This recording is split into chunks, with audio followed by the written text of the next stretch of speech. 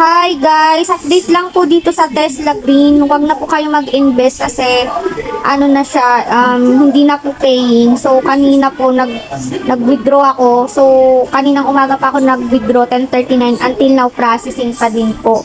So stop investing po muna dito. Stop investing na po pati sa Tesla Red. Sa Tesla Red din po, kanina nag-invest din ako.